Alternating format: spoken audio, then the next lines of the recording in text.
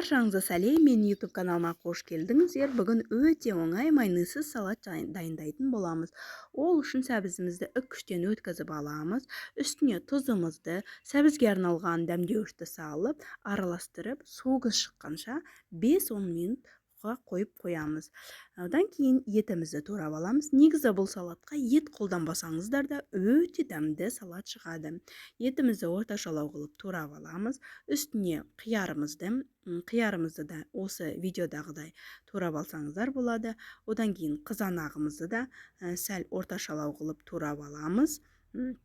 Видеодағыдай турап алсаңыздар болады. Одан кейін пиязымызды да турап, қызып тұрған майда жақсылап тұрып қуырып аламыз.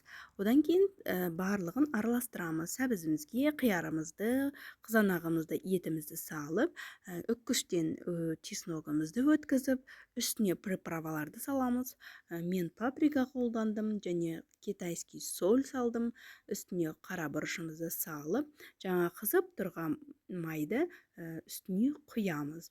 Одан кейін соевый соусты құйып, жақсылап тұрып араластырып, үстін кинзамен әсемдесеңіздер болады.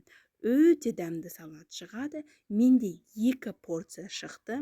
Егер де рецепт ұнап жатса, лайк басып, комментарий жазуды ұмытпаймыз.